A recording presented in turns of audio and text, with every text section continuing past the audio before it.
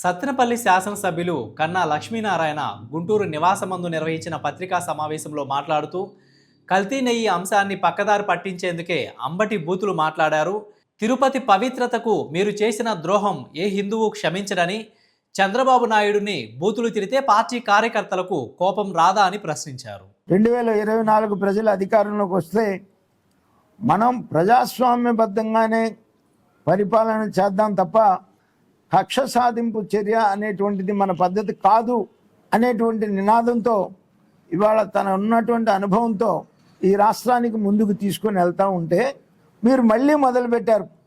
మళ్ళీ తిట్టడం, తలకాయలు నరుగుతామంటాం, పొడుస్తూ ఉంటాం, చంపుతామంటాం తప్ప మేము ఇదిగో ఇది చేసాం మీరు ఇది చేయట్లేదు అని ఏ ప్రతిపక్ష నాయకుడన్నా మాట్లాడుతున్నారా? ఏం చేశారు మీరు? 3,000 రూపాయలు పెన్షన్ ఇస్తామని 5 సంవత్సరాలు పట్టింది మీకు 3,000 రూపాయలు పెన్షన్ ఇస్తామని. 4,000 రూపాయలు పెన్షన్ ఇస్తామని చెప్పాము, వచ్చిన రోజు నుంచే ఇస్తున్నాం. తల్లికి వందనం మీరు ఎంతమంది బిడ్డలు ఉంటే అంతమందికి ఇస్తామని చెప్పారు. అధికారంలో రాగానే ఒక్కరికి ఇచ్చారు, మేము ఎంతమంది బిడ్డలు ఉంటే అంతమందికి ఇస్తామని చెప్పాం.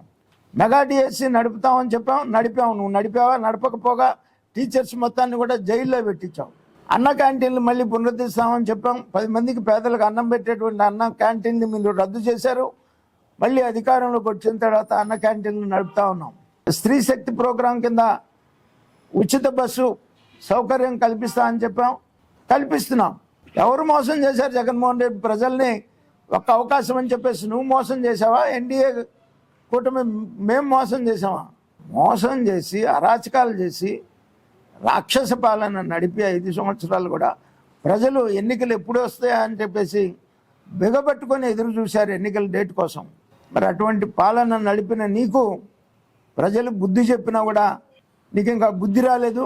నరుకుతాము, పొడుస్తాము అనేటువంటి అరాచక శక్తుల్ని, ఈ పార్టీల్ని రద్దు చేయాల్సినటువంటి అవసరం ఎంతైనా ఉంది అని చెప్పేసి నేను ఈ సందర్భంగా డిమాండ్ చేస్తూ ఉన్నాను. ఎందుకంటే ప్రజాస్వామ్యబద్ధంగా అధికారం ఉంటుంది, ప్రతిపక్షం ఉంటుంది.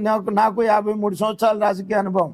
53 సంవత్సరాల రాజకీయ అనుభవంలో ఇటువంటి అరాచక శక్తులను ఎప్పుడు చూడలా. నేను ప్రతిపక్షంలో ఉన్నాం, అధికారంలో ఉన్నాం, ప్రజా సమస్యల మీద లేదా ప్రభుత్వంలో ఉన్నప్పుడు ప్రభుత్వం చేసే తప్పుల మీద ప్రతిపక్షం మాట్లాడేది. కానీ ఇట్లా నరుకుతాం, పొడుస్తాం, చంపుతాం, తలకాయలు నరికేస్తాం అని బూతులు తిట్టడం, అవమానపరచడం అనేది అది మీకు ఒక్కరికే చేతవదు. అది నేను ఇందా చెప్పాను చూసారా, బస్టాండ్ దగ్గర జేబులు కొట్టుకునే వాళ్ళ భాష అది. ప్రజాప్రతినిధుల భాష అది కాదు.